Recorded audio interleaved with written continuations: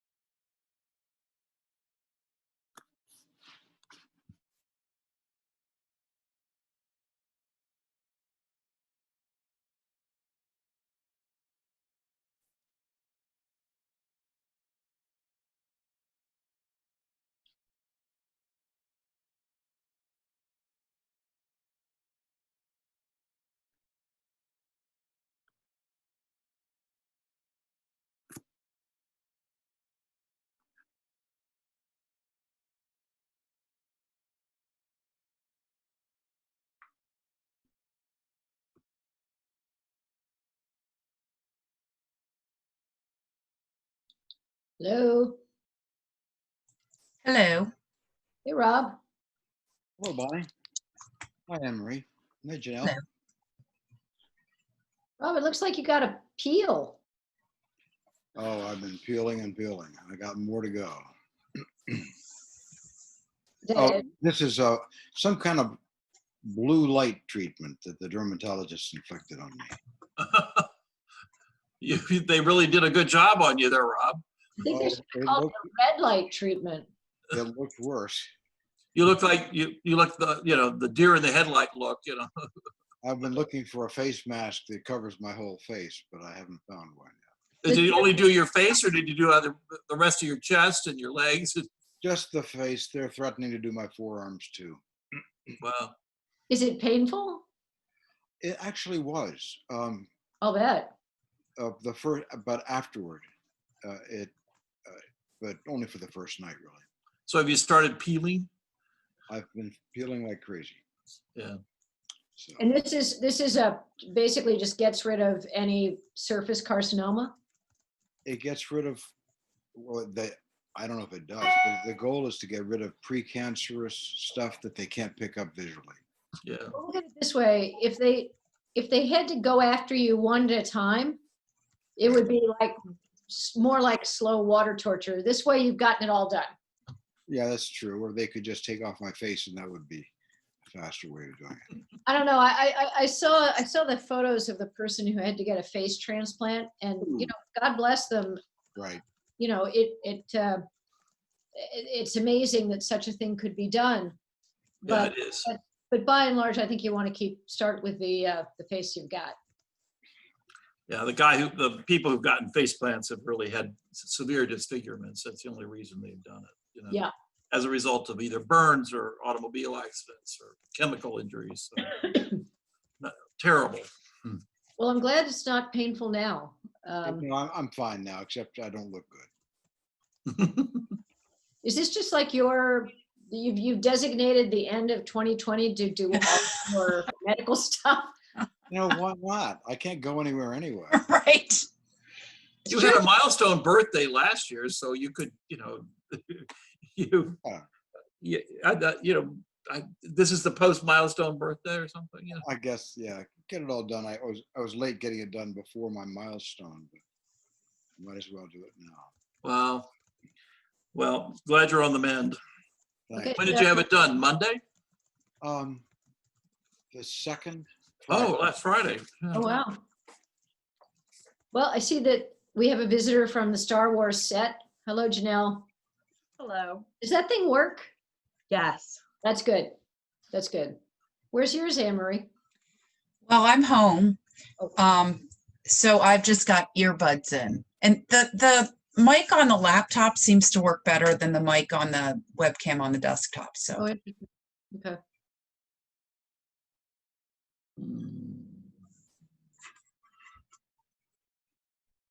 Okay. Thank you, Janelle. Thank you for this this memo. It's comprehensive and very helpful. Oh, you're welcome. Yep, it is helpful. all right. So I see Tim's out there, so I'm promoting him. Okay. We need Andrew yet. Yeah, I We don't. got a minute or two.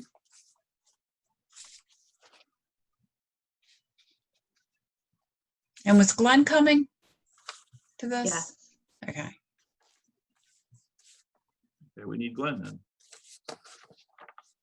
Well, we all know that he'll show up with 1 second spare. I was going to say, it's only 5:59. He's got plenty of time. Got a minute or two anyway. May I ask a question? What was it, Bonnie, that you mentioned that you thanked Janelle for? Was that something that was sent to all of us? It's the MCC. It's an October 1st, 2020 memo. Starts on page 9, Tim. Okay, so this is for next week's meeting. Is that what you're saying? No, it was on the agenda for today. It's part of the packet that you got for today. It's attached to the electronic packet for today. It's the right below the actual ordinance language. Right. It's page 9. Thank So you. Glenn, you're growing a beard now. Sort of, yes.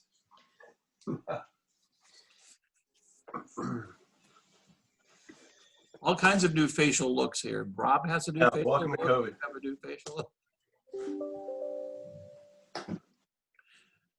And Janelle has new ears. You're too young to have ever been part of Mickey Mouse Club. All right. So, They had it in the 70s. did they? It wasn't the original one, but they had it in the 70s. And They then had a Funicello reboot. had outgrown You it. better watch it, Ted. You know, if you start talking about Annette Funicello, everybody's gonna know. Does anybody not know? That's okay. You know. I've never tried to hide it, so. My brother and I used to fight about what we would watch, because of course it's for cable, and so there were only like 3 channels, and the Mickey Mouse Club was on one channel, and the other channel was the Twilight Zone, which scared the heck out of me. I love We know what you were watching then. No, actually, he always won. He was older, Oh, okay. so Probably We used, bigger too. we used to watch that. It would come on in syndication on like Friday nights or something. but the original Twilight Zone. Yeah, I love Tim, it. are you going to show us your face, Tim? Are you going to be incognito tonight? Hello. We don't have your picture. I can't explain that. Oh, start video. Sorry. There you are. Yep. Should somebody call Andrew? He, You see him? he's, There's There he is. somebody on Here. here named Williams. I didn't want to promote before knowing if it's him. So is that you, Andrew? Got himself muted. I bet it is. Andrew, is that you? It's me. Okay, I'm going to promote you. I just didn't want, Thank you. I've done that before where I've elevated the wrong person. Maybe I should have left it as Bodie. Yeah. Well, then I would have known it was you.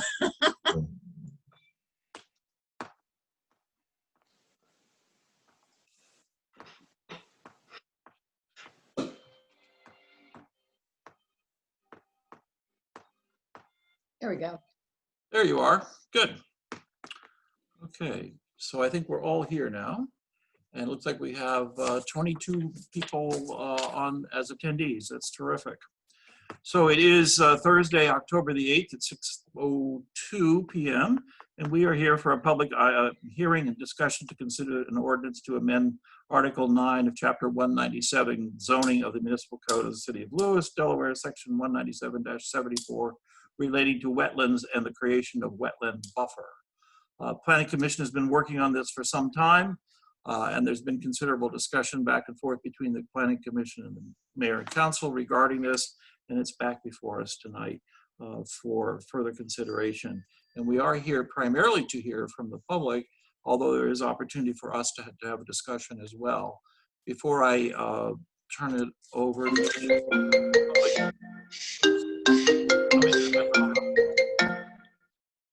thank you. Before we start the public discussion, Janelle, is there anything you would like to add? You provided a very comprehensive memo for us, which is very helpful. I appreciate that. Yeah, if I can just give a brief If you update. would, please. That'd be Just an great. overview. There was a wetlands buffer subcommittee that met over the course of at least 6 months when I came on board. They did a lot. They reached out to the public. They had a number of engineers and wetland soil scientists and wetland delineation people involved.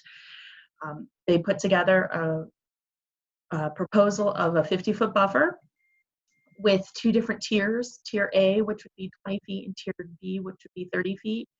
They also put together a column and a list of permitted and not permitted uses within those tiers to allow for people to understand what should and should not occur with that. There's a requirement of a maintenance plan. So if something's going to be developed, then this would apply for, you'd have to have a maintenance plan to provide how you're going to address the wetlands buffer in the future. And the intention is that this is for major subdivisions at this point.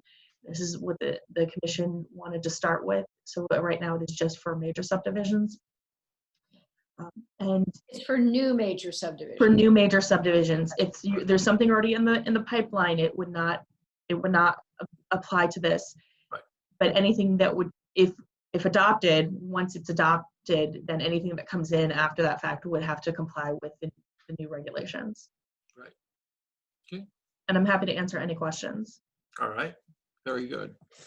Glenn, did you have anything you would like to add before we go forward? Can I just get one? Janelle, who was on this subcommittee so that they get credit for all the work they did? John Nearboss, Kay Carnahan spearheaded it. And then Brent from GMB was also on it as well. And if I forgot something, they can yell at me for that, because I'm pretty sure those are the 3 main cast. Okay, great. Janelle, a question from me. There's no difference, is there, between the ordinance that the agenda links to and the ordinance in the agenda packet that the agenda links to? There should not be, no. Okay, fine. Yeah. Okay. And can it be confirmed there's no current wetlands buffer on the books? Okay, There is thank you. currently There no is not. buffer Yeah. for wetlands. And we did have some public comment that came in this week. Janelle, do we need to talk about that? Yes. So a number of items were posted on the city's webpage for the planning projects for wetlands buffers. We had a couple of that come in as part of the Planning Commission. A number of those items had been addressed by the Planning Commission. We received a letter from Patrick Gaffney, a professor who's retired from the University of Delaware, who had concerns about the size of the buffer and the concern with no relevant scientific background, and the concern about who the subcommittee used as references. And again, they did reach out to a number of people for that, but they had concerns about the functional wetlands and wanted that the proposed ordinance go back to the subcommittee for their consideration. Somebody else also provided comments through the website. They wanted buffers greater than 50 feet. They wanted Zone A to be wider or equal to Zone B. They want things to be protected in its natural state, keep a natural vegetated state bushes and trees are better than grasses. And then they had some other concerns. Those were all those public comments are posted on the city's website for anybody to look at. And the ones that we had previously were submitted and a part of the packet that is attached to the agenda. But those were the two more recent ones. Right. Thank you. You're welcome. Can I just ask for one other clarification? It's my understanding at this point that Sussex County is considering a 100-foot buffer around all wetlands, but it hasn't adopted it. Is that the current situation in the county? So the most recent that I was aware of, and I was working on that group, with the maximum they were going to do was 50. 50. Okay. And again, that's several months ago, but the maximum they had proposed was 50, very similar to what we have proposed with a zone A and a zone B. And they also had differing sizes depending on the type of wetland and watershed or water type, because they also got into perennial streams, ephemeral streams, non-tidal versus tidal. So they had different buffers from all types of water elements. Okay, can I then validate, because I got the 100-foot information from a letter that came in from the public. The letter also said that, does Newcastle County have a 100-foot barrier, a 100-foot buffer? I'm sorry. Just a minute. And Kent, I believe as well, Bonnie said the same. Okay. So Kent County has 100-foot. Newcastle has 100-foot. Now Kent County has 25 feet from non-tidal, and Newcastle has 50 feet from non-tidal. So it all depends on the type of, are we looking at streams? Are we looking at non-tidal versus tidal wetlands? Okay. Would you repeat that, please, Janelle, again, please? Sure. So Newcastle has, and again, this was information provided, that Newcastle has 100 feet from tidal wetlands and waters, a 50-foot from non-tidal. Depending on where it's at, depends on a 50 or to 100-foot from a larger perennial waterways. Kent County has 100-foot from wetlands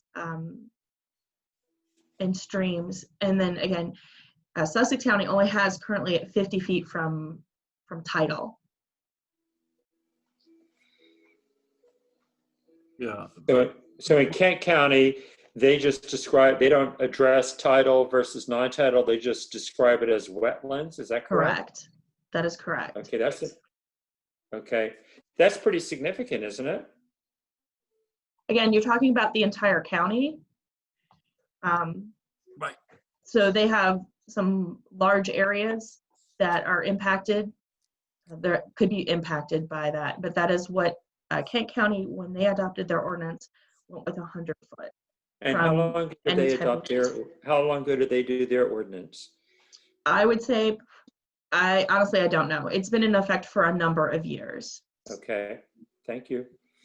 Yeah, according to this letter that Bonnie was referencing, Sussex is considering 100-foot for tidal and waterways. So, but there are others that are less. And then the Center for Inland Bays is recommending an 80 to 100. So that's another option that's out there. Now, I'm having trouble finding the comments on the city's website. I'm looking at the planning and development. So if you go under, and this is for everybody who's listening, if you're on the homepage and you hover over government and you see planning activity website, under that it says planning projects. You click planning projects. I'm looking at under departments at planning and development. Is that the wrong place to look? That is the wrong place. You want to go to planning activity website. So if you just hover over the government at the top of the page. Yeah, I'm there. Planning activity website. Planning activity website, the second one that says planning projects. Click that one. And you'll see some subcommittees. The first one says wetlands buffer, and then you'll see public comments. Those were the ones I was able to combine from July to September, and then there's the public comments that were received over the last few days. All right, thank you. Okay. Are there any other questions from the table before we move to the public? Well, there is Yeah, we've one, had some chats too. this is Rob. It's really for Glenn. Glenn, there's been talk about the record and closing the record and when the record's open. We're acting legislatively here. And just as a legislator in the General Assembly of the U.S. Congress can consider anything submitted at any time, I assume we can too when we're acting legislatively as we are here. Right. And that the closing the record really applies to when we're acting on an application, quasi-judicially.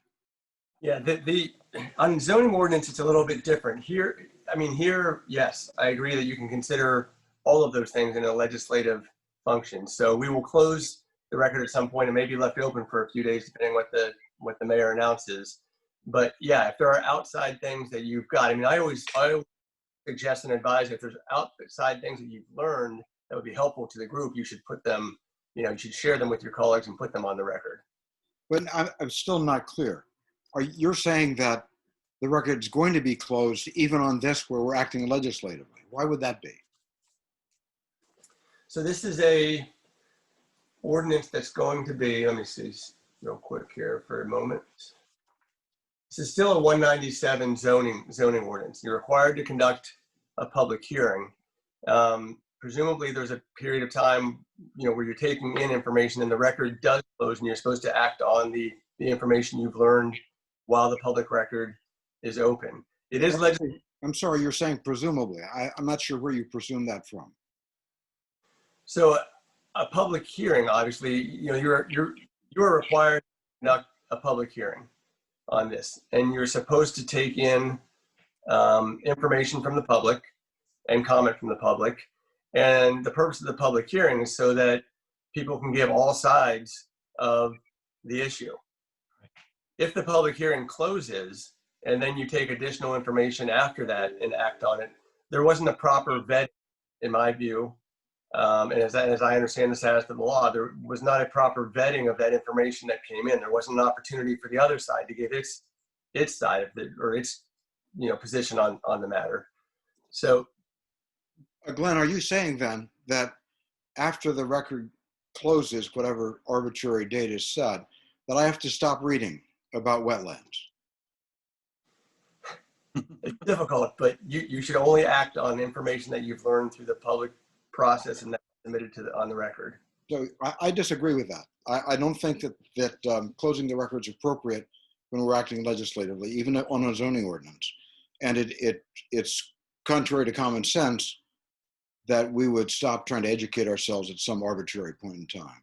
Yeah, the concern I have about what you're saying, Rob, is first, there may be information that influences the actions of a council person that has not been made public. I mean, it's not been made available to the public and the public hasn't had a chance to comment on it. And second, that you may be acting on a knowledge base that is different from the rest of the members of council. And that concerns me about the integrity of the process. Well, that's the process that every legislator uses in the General Assembly and in the U.S. Congress. We're acting legislatively. Acting on zoning issues like this, where property rights are. Yeah, isn't there case law on that as it relates to land use and zoning? Yes, that is the distinction. There's a statutory requirement of a public hearing on a zoning issue, and presumably the public has an opportunity to influence the decision makers up until a point in time, and then the decision makers have to base their decision on the information they've learned. On other legislative actions where there's no requirement of a public hearing, I agree, you can be taking in information and learning right up until your vote. But on a land use application that statutorily requires a public hearing, there's a presumption that the record is closed at some point, and at that point, legislators are not supposed to, nothing else should influence a legislator's decision after that hearing is closed. All right, I defer to you on the presumption that flows from the statute's requirement of a public hearing. Now, what I would offer is that if you learn something of great significance after a hearing is closed, then I think it's incumbent on the legislator to say to their fellow colleagues on the public body, I've learned something of significance. I think we should reopen the record on this, conduct a second public hearing so people can vet the information that I think is so important that it might sway my decision. Okay, Okay, thank you, Glenn. great. I would note that this is on the agenda for Monday night, so it's a very tight timeline if we were to extend the public comment period at all. So, which I'm hearing there's probably a desire perhaps to extend the public comment period. So before we get started with public comment, there were two comments, two in the chat, both from Fran. One is, what delineates a major subdivision? And the other one, isn't it best to protect waters 100 foot seems best? Janelle, you want to comment on that? I can take the first one. Okay. The difference, major subdivision is if you're over 5 lots for the creation of, or you're creating a new road or extending of utilities, that all require makes a major subdivision. If you're doing none of those, then it's a minor subdivision. Okay. And the 100 foot is up to council to decide. Right. Thank you. Okay. I just had a question regarding, you mentioned that you'd spoken to industry experts, delineation experts, et cetera. How could you describe how you source these experts? So that was the subcommittee reaching out to people, different engineers. The engineer that we had reached out to others and had a lot of research and impact from what he had done in the past. Some just people who are known for doing wetland delineations and having background in that were reached out to based on just who they are and their background. And that's how the committee reached out to people. And again, when we were meeting in public for the first few months, lots of people were coming, providing information, expertise, and that was all considered as part of the determination of coming up with this ordinance. I believe Case also, and she may want to comment on, since she was part of that subcommittee, she may want to comment on who else they consulted with. Okay. All right. I think we could then open it up to public comment. Can I ask one more question? Sure. In the ordinance, we have a list of, obviously there's going to be zone A that's closest to the wetland and zone B that's further out. But we have a list of permitted activities. It's on page 3, I guess it is, after the diagram depicting zones A and B. Is there anything in particular, I mean, the permitted and not permitted uses in these two zones seem pretty self-evident, but is there anything else we need to know about this? I mean, it basically, it seems like things that are more sensitive to the wetlands are not permitted in zone A, but maybe permitted in zone B. Is that a fair summary? Yes. Okay, and where did the list of activities come from? Did the subcommittee generate it, or did it come from scientific literature, or?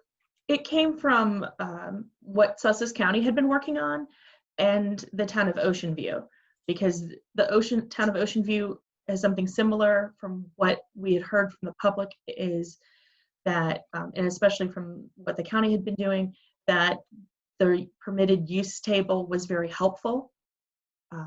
So we were using that to help provide some clarification as to what you could and could not do within the zones. Okay, and if you know off the top of your head, since we're using the activities and what's permitted and not permitted from Ocean View, do you know Ocean View's rules on wetland buffers? It's similar. We took a few extra steps. Their wetland buffer, I think, is only like 20 or 25 feet. It's much smaller than the proposed here. They also have a zone A and a zone B. A lot of the permitted uses and prohibited uses are very similar, but we did tweak them for the city of Lewes. Okay. So I just unmuted Kay because I know she was very involved, and she put in the chat that Ed Linnae, who's an expert in this area, gave the original draft some tough love at the water workshop. So Kay, you're unmuted. Before we go to Kay, I'd like to ask a question. How long ago was Ocean View's ordinance created, and has it been revised since it was created? I'm not sure as to the date it was created. Also, I cannot speak to if it has been updated. I know a lot of people like the format in the county and in the state, just the way it's easy to use is what I gathered from what I had heard. But what we had used was the most recent information that we had, which would be in their current code. We can As, back, as just for background information. we can Right. go I want to back say to- I want to say either 2013 or 2016, and I thought one of the main pluses with going for them as a background is it had already been through a lot of really tough legal challenges that could have been made were dealt with. So I was hoping that that would save us a step and a lot of anguish, and start from a higher place and take advantage of what they had done. Thanks, Kay. I also see Brent's on as well. But before we go there, quick question. In that list of permitted activities, I know you have cutting as one of the options. Should we put in here something about management of Phragmites in this permitted? That is dealt with in another place. Janelle, Okay. what?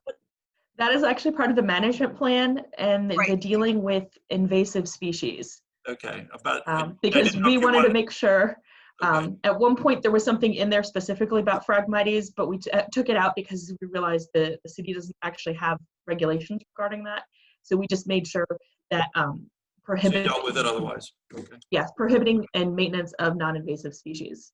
Okay. All right. Thanks. And is that responsibility assigned in this document, Janelle? So that would actually be the responsibility of the homeowners association and or the developer until the point when the subdivision is turned over to the homeowners association or the condominium association, however it's developed. And then it's their responsibility and they would have a copy of that management plan. All right. And Charlie just put a link in the chat to the Ocean View ordinance. Okay. Good. Would you all indulge me with this, please? I am not familiar with Ocean View. I do not know why it is relevant to our conditions that we face being on the bay and with the Atlantic Ocean as close as it is. Can you help me out with that, please? Can you put it in proper context? It's the low-lying lands around Ocean View, I think is what. But that sounds a lot like Delaware, doesn't it, Ted? Yeah, it does. But I mean, when you look at Ocean View, when you get out towards the bay, it gets very low. And there's a Right. canal. They have a It's in the canal, Thank you. so they suffer a lot of inundation from two directions. I used to work in Bethany, and so for I spent 14 years in Bethany. So there would be, during the back-to-back nor'easters in '93, it was really bad. The waters came out of the canal and the waters came up from the ocean. So they have a lot of different kinds of issues. And to be quite honest, they have a lot of resistance from residents about doing any sort of buffer work. So they really walked a fine line to get this ordinance passed and useful.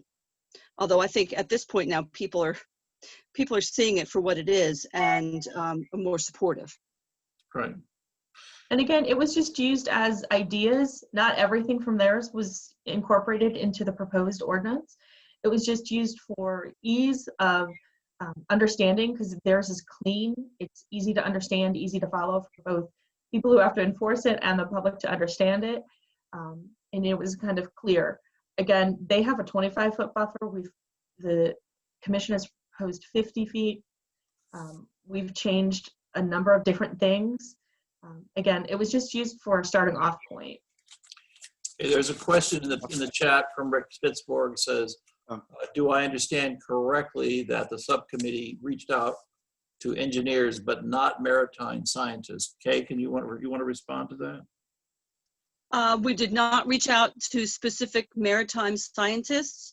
We took what we heard both at Water Workshops 1 and 2. Water Workshop 2 was specifically, this draft was specifically discussed and punched into shape there. We have, even when you say scientists, even within our small community, you have people who will run the gamut of opinion. And so it's not like there's one opinion. So we listened to a lot of people. We looked at the surrounding states. New Jersey is 300 feet. Yes. So we tried to pick what was reasonable and what would pass, because we wanted to begin somewhere reasonable and small. When we looked at the other counties, it was huge. Those documents were huge. It was very complicated. So we tried to pick out one thing and start. Okay. So that And was, I also, that was Looks like Also- Rob got a question too. okay. Mayor, I'd like to hear from the public, but I'd like to reserve the opportunity to ask my own questions at the end. But I'd Okay, like- fine. All right. Janelle, what were you going to say? I also think the subcommittee also took into consideration the size of the lots that currently exist in the city, what the land looks like as well, when the development of the permitted uses, the averaging, and everything went together. So it was really focused on, you know, what functionality and how the land looks within the city of Lewes. And that's the city of Lewes as it presently exists with its current borders. Is that correct, That is Janelle? correct. Okay, so it did not take into consideration any lands that would be, that are described in the comp plan that might be annexed in. Is that correct? There was discussion about, you know, what happens if a parcel is annexed. But again, right now, the main focus, and Kay can correct me, was, you know, what's going on in the city today, because we have no control over parcels that are not part of the city as until they annex into the city. we also just had to be careful in general talking about specific parcels, because we don't know what might come before us. So we couldn't go to the map, point to a parcel and talk about it. Right. So we had to speak in generalities. Okay. All right. One other question before we go to the public, and that is, was there any consideration of reversing A and B and making A 30 and B 20? No, Okay. not that I remember. Okay. And I think we're ready then to go on to public comment. And I think Janice Pinto's had her hand raised. So do you want to elevate Janet? Anne Marie?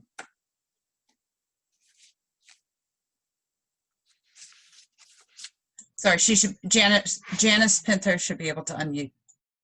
Okay, Janice, yeah, you'll need to unmute yourself.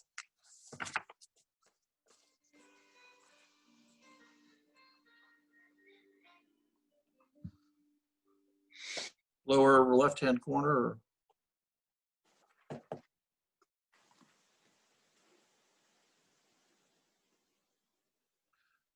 Okay, another question while we're waiting for Janice to unmute is, were any GIS analysis tools used to evaluate the impacts across the city for various buffer sizes? I know when I did a little bit of research, I used GIS. I just did not do an analysis when we were looking at everything. Okay, thank you. Janice, can you unmute yourself?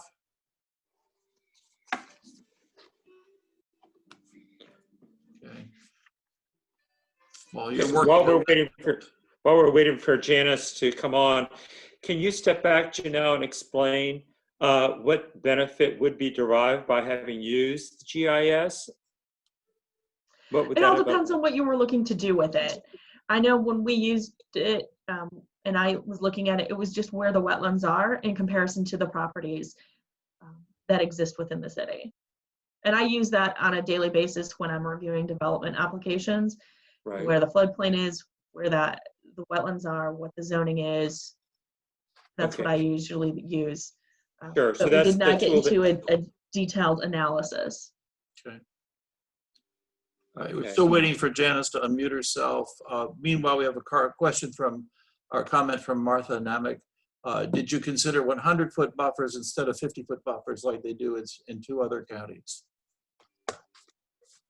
At the beginning, I know they did, and I believe and Kay can again correct me if I'm mistaken, that was one of the ideas. that was put forth before the water workshop, and that was met with strong resistance.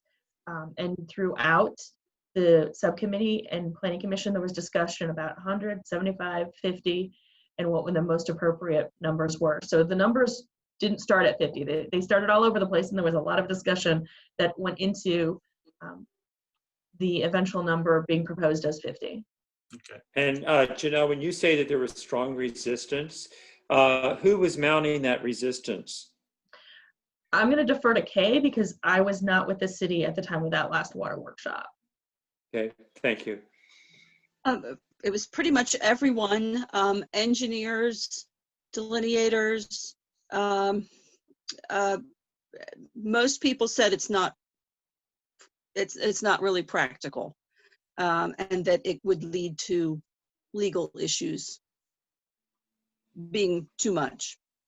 Okay, but none of these people were actually land use attorneys, is that correct? No, I wouldn't hire a land use attorney on a subcommittee. Okay, but I mean, it was suggested that it might be a legal issue, but yet that opinion wasn't offered by someone who practices that, as a profession, correct?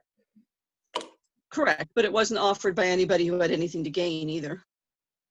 So I had no reason to distrust it. And that was one thing we were trying to avoid, because this is a complicated and contentious issue.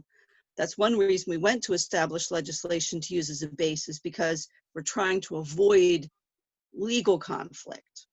And I mean, I think I speak for both John and myself, at least.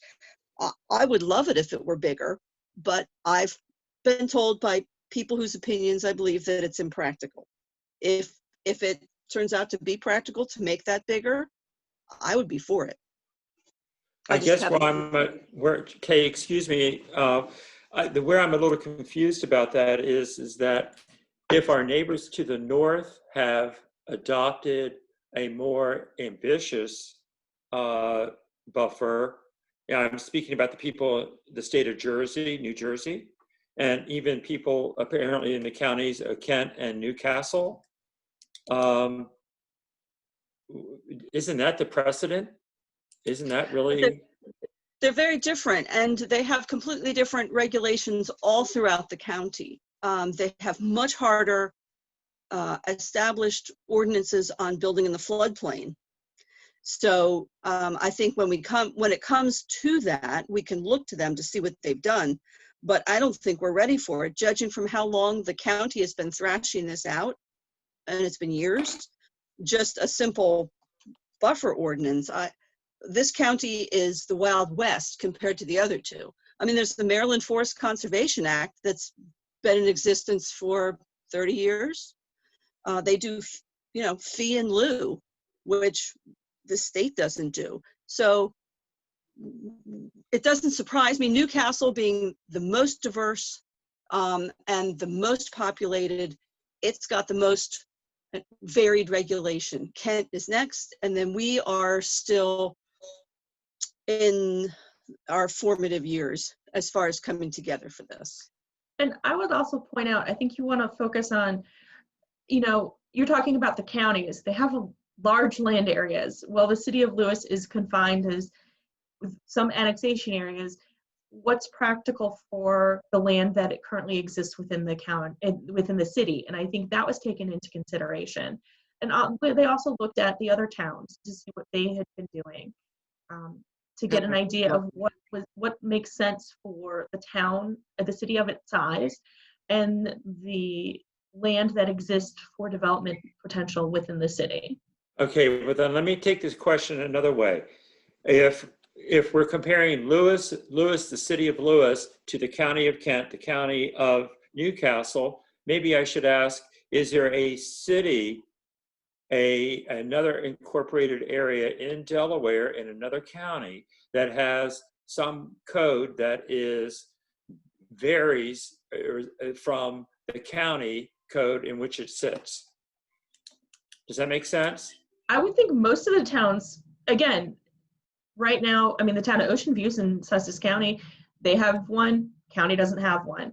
But I'm currently talking about, we don't have one. I think all the towns have the ability to adopt whatever makes sense for their town and their city. So I think they would vary.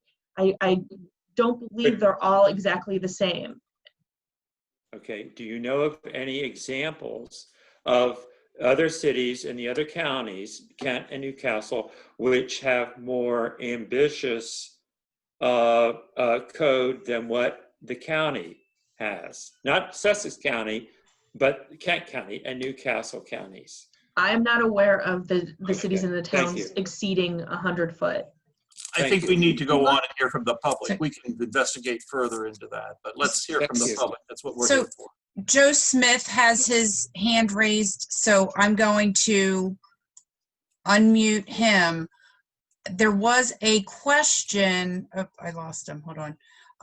There was a question about how people could be recognized. So if you do want to speak, use the raise your hand feature and we will unmute you. Okay. Okay. All right, can you hear me? Yeah, Joe, go ahead. Okay, very quick. I currently have a house on Lewes Beach on 8 Houston Avenue along the wetland. And I have a small house compared to my neighbors who border the wetland, where I actually have 20 feet of space between my house and my property line, which means I can build out at some point like 12 feet. So the question is, I read the grandfathered statement in here, talking about existing improvements in the buffer zone for private property will be grandfathered, but new construction in the buffer zone by developers will require permits. So the question is, will I have to get a special, permit beyond just a normal building permit for me to expand? Does this restrict my ability to ever expand my house out to within the current, or whatever the current zoning requirements are in the future? That's my question. No, it would not, because your house exists and is not part of a proposed new major subdivision. Okay. Again, this proposed ordinance only impacts subdivisions that would be submitted after this is adopted. So if you have an existing house, this does not impact you. Doesn't mean you still don't have to get permits from DENREC or the Army Corps for just normal stuff that they have requirements for, but this would I not understand impact that. a single family house. Yeah, I understand when I read it, but when I go and actually read the actual ordinance, it's, I guess it only pertains to new developments, but it's hard for me to read it in there. So, okay, thank you very much. That's all. That was my only question. Thanks. Okay, I think we have a question here from Sumner also. Let's see if we can get that down. All right, Sumner, as a GIS professional and as someone on the sea level rise subcommittee, many of the tidal wetlands as well as portions of the zones A and B will be inundated by future sea level rise. We can use GIS to analyze exactly where wetlands will be inundated at certain points in the future. By simply buffering the existing wetlands as the state has mapped them, we can buffer the zones A and B. By then overlaying these buffered zones with the state's coastal inundation layers, we can see which tidal wetlands, which buffered zones A or B will be inundated by certain amounts of sea level rise. This analysis was not been done yet for the city. Anyone want to comment on that? Janelle, do you have a comment there? Again, I'm going to note from just discussions with many people about the wetlands from the state, they are a good idea of where they exactly are, but they're not 100% accurate. We do use them as a reference point, making sure people are aware that there's potentially wetlands on their property. I know Sumner, I've been working with him on the sea level rise subcommittee, and we've been doing some analysis looking at, floodplain and sea level rise.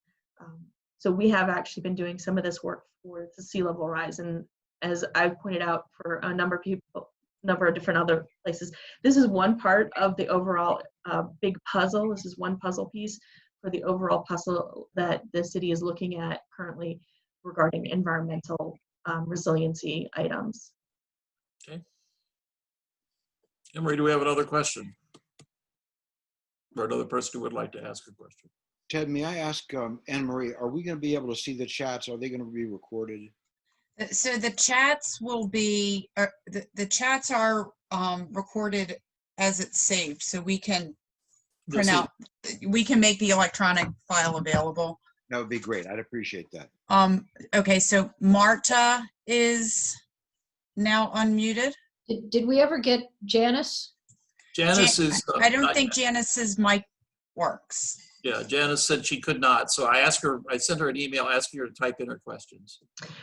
And if you want, I can read her question Oh, okay, great. because she has submitted it. I It haven't says, seen them yet. Okay, good. so it showed up in the Q&A, and it says, since Danielle Swallow recommends go with the best science available, would we urge the city to be guided by the best science?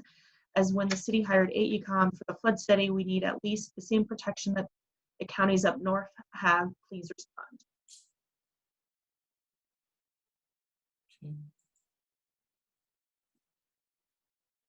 Okay. Anyone want to comment on that?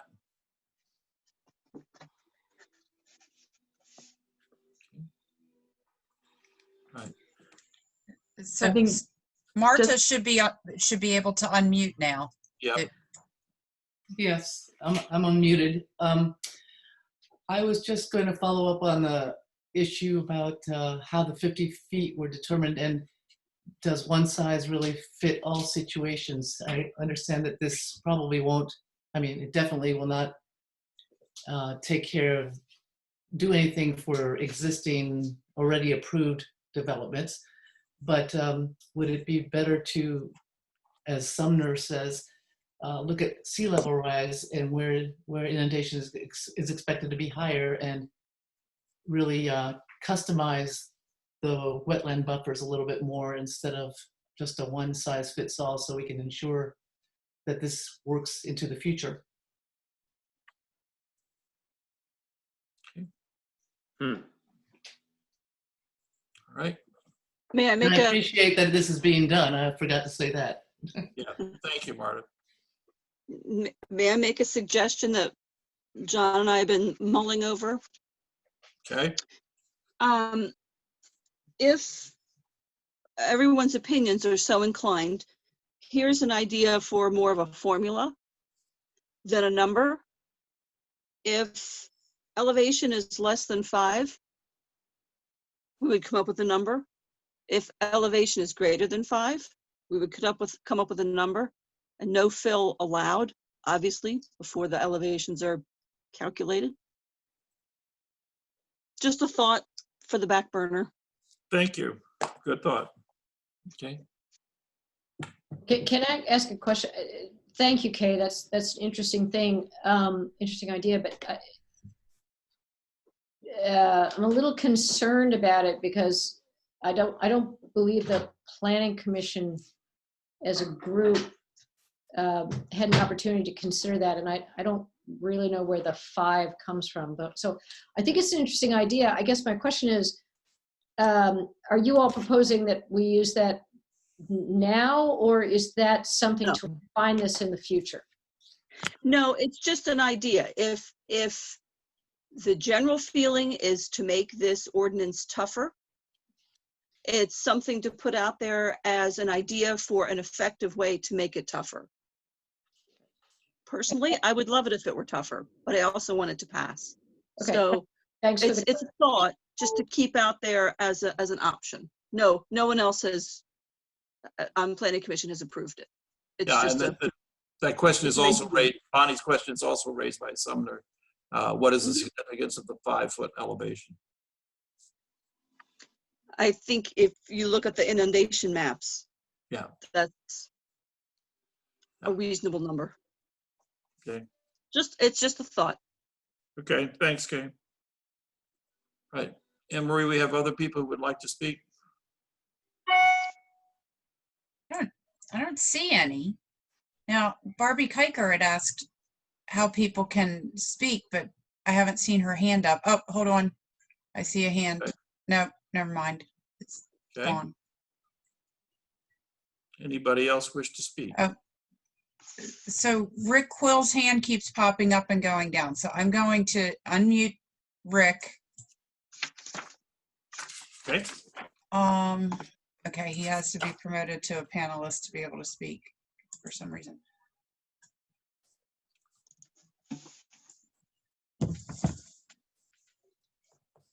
Can we use different terminology than promote and we invite people to become a panelist or Yeah, something? sorry, it's the technology that uses that. I can use a better word. It just, I don't know, it rankles. Right. Right. Okay.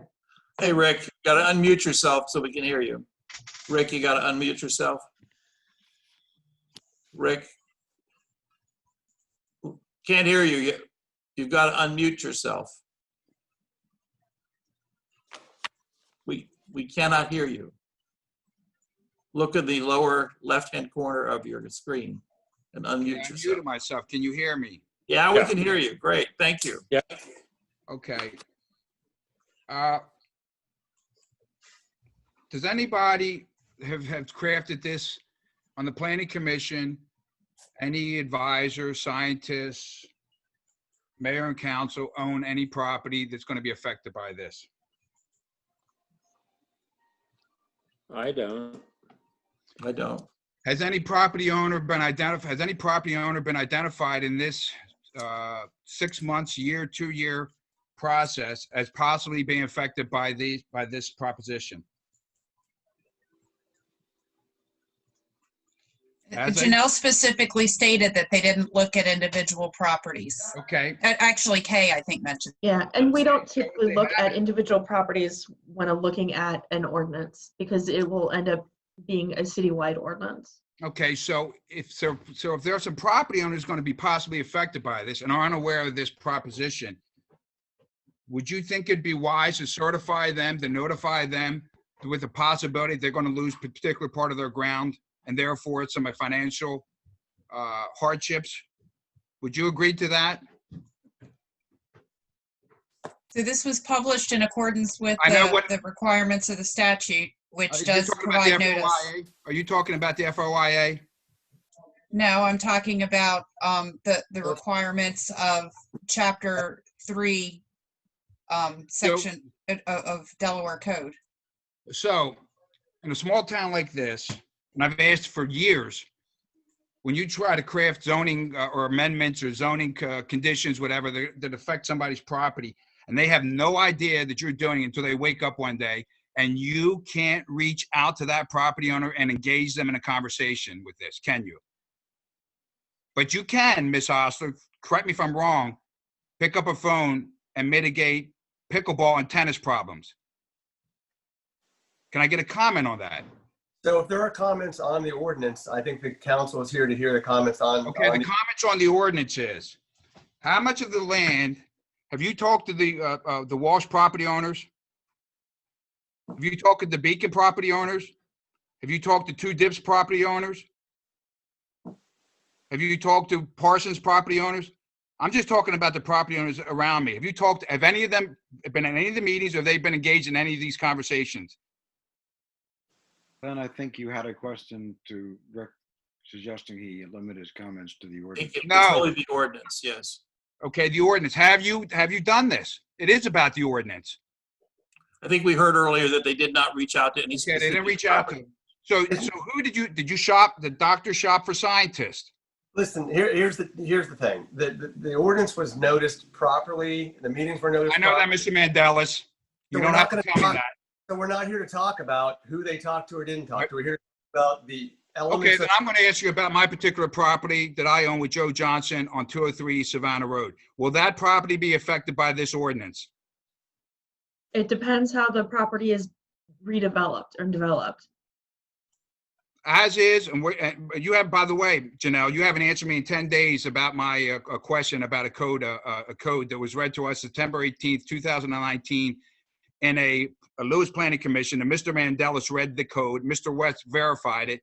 You have not answered my question yet on that. But I imagine you're working on that. I am. So lot 89 consists of 37 linear feet on Cape Panlopen, 207 feet or 210 feet going up Alaska Avenue, and about 100 and some feet going back to back end on the 4-story B&B that's not a B&B. Are we all aware of that? We are aware, because we did wetland delineations, that there were wetlands that your town never did. You never performed on that Alaska Avenue, which is a paper street, correct? Mr. Quill, it's inappropriate for us to talk about any specific property. Well, none You of it's can my share- property. Well, because- you can share your comments, but we can't engage in dialogue on any specific property. Well, And then, again, this ordinance would only impact major subdivisions. Right. As previously stated, this only impacts major okay, then I'll subdivisions. go back. I'll go back, and I want it for the record. If you've not contacted any of the property owners I just mentioned, I believe that you're going to be in for a legal litigation. Okay. And again, who wins there, Ted? Who wins there? I guess, I'm with Mr. you, Rick. I'm Okay. going to make this last statement. I already did a couple years ago. Who's the highest paid employee for the city of Lewes? It's Mr. Mandelis. And I'm tired of this town spending fees on Mr. Mandelis against their own citizens. It's ridiculous. If you would join, Rick, that's enough. if you would join these people Now, in a Rick, conversation. are we, Okay, thank you, Rick. All right, let's move on to the next public comment. Or is there something in the chat? There's an item from Marta in the chat, and she just wanted to know if we discussed 100 instead of 50 feet like they did in other counties, and we have discussed that. Okay. And then there is a comment from Fran in the chat saying, look at what happened to New Jersey during the hurricane. Do you want to wait and see if that happens here? Okay.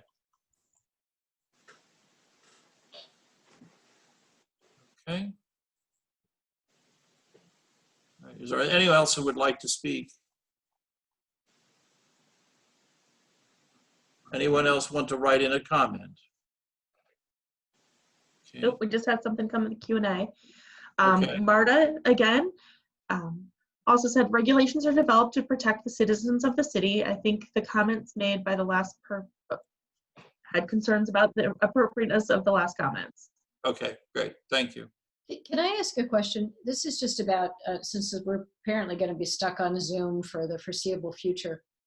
When we have people who show up just with one name, like, I'm not trying to single him or her out, but Fran, is there a way for the record to find out who the individual is? Just, I mean, usually when we're doing these things in person, which we Good all point, Bonnie. I mean, again, I don't know that it matters. That's really for Glenn, but it's just it's a problem with given the technology. yeah, it can't matter. And I agree with you. We should, at a minimum, we should be asking people to give their names and addresses like we typically do in a in-person public hearing. Right, I agree with you. Most people who are on as attendees have put in their full name. Fran, if you could identify yourself, that would be helpful. If you're still on. And we have one other person in the audience that has not, that doesn't have a clear name. P.T. Kuhn? Yes. Yes, if you would identify yourself as well. Oh, to be clear, if they're just in the audience, if they don't want to make a comment, I don't think there's. Okay. They don't have to, but no, but it would be helpful. Yeah, I just think it's useful for the record to know who is commenting, and just because Right. that's the way we always do it. Right. So That's it does very not good. look like Fran is here anymore. Yeah, she's gone, I think, yeah. It's a he, I think. Okay. Oh, It may have been Marta Marta's- says it was not Fran Murphy. Okay, okay.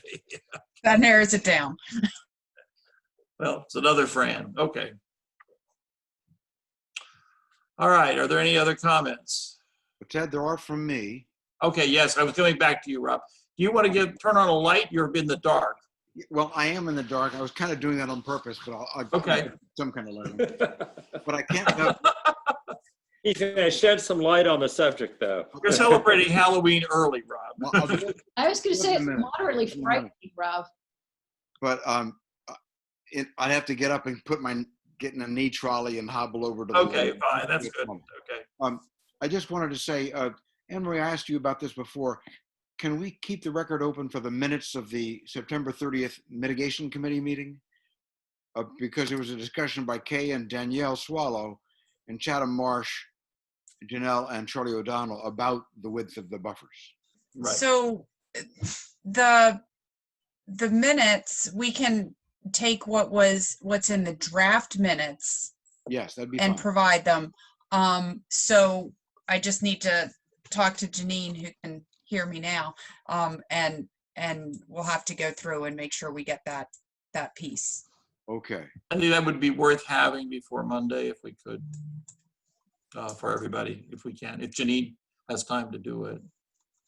I know she's been busy pounding out things for us, so. Janine has been very busy, but this would be Absolutely. great. Okay. And also, Ted, I did have some other questions, but I don't want to take a lot of time. Okay. I presume that I can ask these questions of Janelle at the council meeting. I would think it'll be open for us to discuss at the council meeting, yes. I think that's not outside the record. Glenn, would that be your interpretation? Questions of city staff, certainly. Thanks. Yeah, it might be helpful if you've got them formulated. If you Oh, it looks like we can hear Janice Pinto now. Oh, good. Hello? Hello, Janice. We finally got you. Oh, gee, isn't that nice? I had to get my neighbor to come down here and do all things technical. Okay, so I guess I officially have to introduce myself. So, my name is Janice Pinto. I live at 112 Rodney Avenue, and I am a member of Concerned Citizens of Rodney, Hornkill, and Friends. I'm speaking tonight not for Fisher's Cove. We're not speaking about that issue, but I'm speaking about wetland buffers impacting all of Lewes. I'm very grateful that you did receive our letter from Concerned Citizens, and we ask that you refer to it. You know, nationally, we've been so consumed by this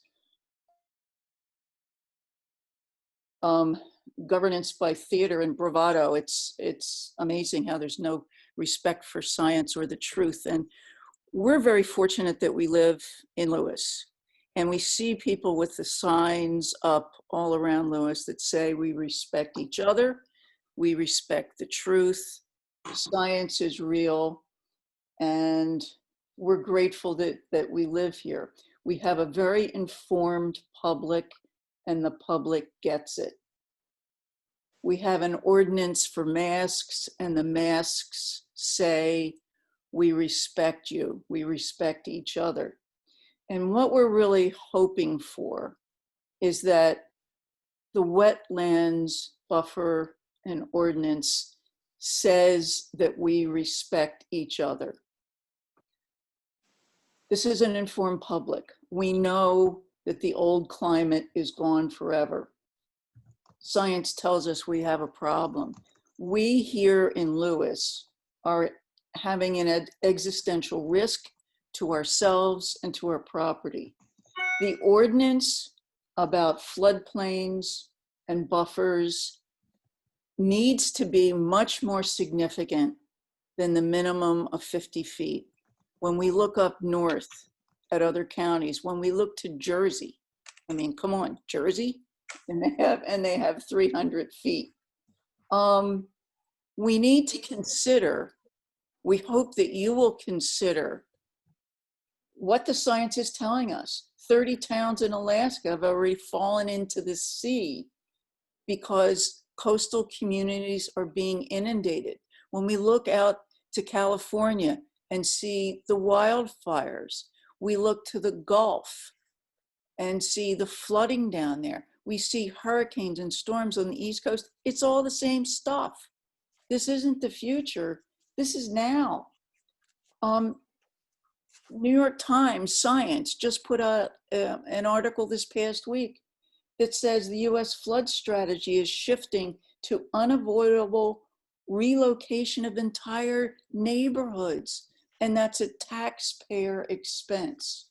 We know that things really need to change. And I congratulate Kay, who said at the joint mitigation meeting, we really need to talk about uncomfortable things because, you know, Mother Nature's talking to us. And I really applaud you guys for listening. And we have wonderful volunteers throughout this city who meet and give tireless hours and dedicate themselves to water workshops. You've got the LPC. I mean, these people are so dedicated. But we have to put the behavior with the words now. We're not about making decisions based on optics and opinions here. We're too smart for that. This city deserves so much more. When Daniel Swallow says get the best science available, you know, it doesn't just mean, oh, get the opinion of this one. It means to really look at the areas. The city put in a whole lot of money for the ACOM study. We hired we hired hydrologists to look. You know, we don't want to become another Norfolk. We deserve the best. You know, we have good people on city council and LPC. We're very, very grateful for that. So we're hoping that the decisions that are going to come really reflect the responsible behaviors and decisions based upon science that really illustrates, you know, the intelligence of this community. And I really thank you for listening, and I'm grateful for my neighbor who could figure out how to do this. So, I have a question for you. And without asking you to speak for the concerned citizens of Rodney, there are 2 letters from the citizens group in the comments, one in July, one in September. correct. Is it fair to understand that the September letter supersedes the July one? Yes, Thank you. thank you. Okay. Rob, did you have any other comments you wanted to make here this evening? No, Bonnie suggested I try to put Right. the questions in an email, and I'll try to do that. Okay. All right, well, we do have the option to leave the record open, and this is on the agenda for Monday night. So there really isn't much time to leave this item open for additional comment and still have it get in our hands. I'm wondering, you know, if we want to try and I'll leave it open at least until tomorrow evening at 4 o'clock. It gives anybody who didn't have a chance. Yes, Rob?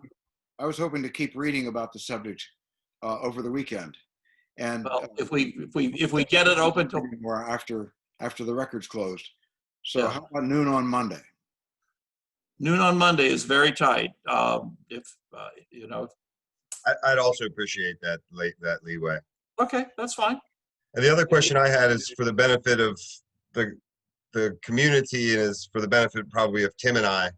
Could we talk about what our options would be on Monday? So we could pass it as is, we could turn it down, we could send it back to the planning commission. What are sort of gamut of options on this? All of those options, we could also modify it at the table. And pass it with modifications right there. Exactly. Okay. You can, but just one caveat to that. To the extent that it becomes more restrictive, I would likely send it to another public hearing. Right, exactly. I agree with you, Rob. Yeah, Dawn, can you repeat that? I didn't quite hear. To the extent that it becomes more restrictive, Sure. what? So to the extent there's a modification made at the table, if that modification is more restrictive or more burdensome on property rights, generally my practice has been it should go to another public hearing to give those who want to comment on the more restrictive measure an opportunity to comment. Would there be any objection to passing the one as proposed and scheduling a public hearing to consider a modification to it? No. Thanks. The other thing I think we could do, Glenn, and correct me if I'm wrong, is we could not take action on Monday night and seek further input and reopen the public hearing. Is that correct? Or reopen the public comment period. So if we choose to Monday, if we haven't had a chance to digest it and we're not ready to take action, we could reopen the public comment period for another 5-10 days, whatever, and bring it back at our November meeting. Correct. But even if you do that, Mayor, if it becomes more restrictive, you're still back in that, Absolutely, I in agree. that thing where it needs to go for another public hearing. Absolutely, I agree. Yeah. Just, So, okay, are there any other comments from the public before we close down this meeting? Okay, I don't see any. Anne Marie, do you have anything? It's come up in yours? Okay. not seeing anything. Okay, well, if there are no further comments, and there are no further comments from the table, I thank you all for, and we've had up to at one point 34 people, attendees, in addition to the 10 of us. So I thank you everyone for their taking time to come out for this very important discussion this evening.